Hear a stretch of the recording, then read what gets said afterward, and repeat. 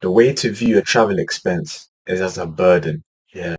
And unfortunately, some of us have to fucking deal with that burden.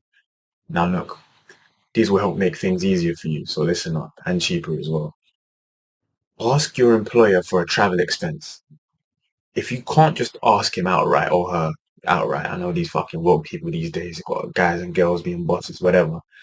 If you can't ask them outright, buckle it into a review or something. Like, you get me? Just package it in a way where you can say these things. Don't just go up to them and ask them, bruv, can I get fucking travel back out? If it was me, I'll slap you across the face and be like, get the fuck out of here. Don't come back.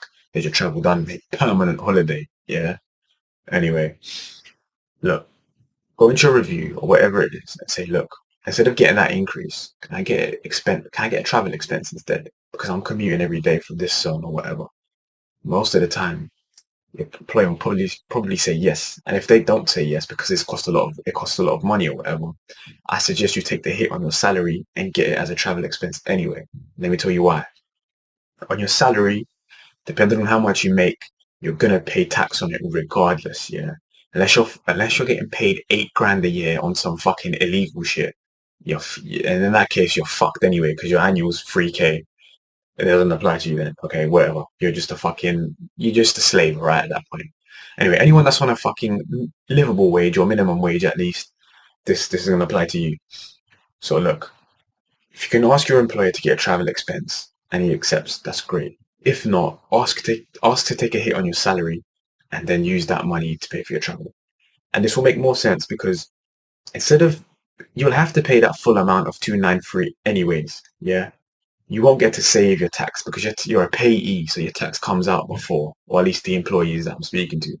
Your tax already come out, so you're using that. You have to put an additional 20% in, or whatever your tax rate is, to pay that money. Let me give you an example, yeah? If you get paid anything above, I think it's 12,500 and fucking 75, or whatever they've made it these days, you have to pay 20% tax on that, well, $20, whatever, 20% tax on that until you get to the next tax bracket, which is 40%. And that comes after, I think, 50 something K. So you get fucked later on, but don't worry about that. We're talking about the other shit for now. So instead of paying tax on your wage and using that wage money to pay for your travel, it's better to cut it before then. So let's say you ask for your travel to get expensed in the whole amount. So 293.40, that gets paid to your bank account. You then use that on the travel. Now you're breaking even and you're not having to put an extra 20% or whatever it is to sort of balance out the tax you paid. So, I mean, you're saving a bit of money. That's the first level to it. The second level to it, well, I guess I wrote 1 and 2 here, but these sort of come as one. It just depends on how your employer is and how you can ask for it. But number 3 makes a lot of sense for a lot of people is, bruv, get some fucking wheels. Like, so look, I know this guy, and basically, as soon as he leaves his house to go for work, he hops on his bike, cycles all the way into Central, and cycles home. And firstly, that saves him commuting time, number 1. He gets there quicker than if he was to take the train. Secondly, he doesn't get sick as much as everyone else because he's just on the bike, on his ones, he's just by himself. So that's another benefit.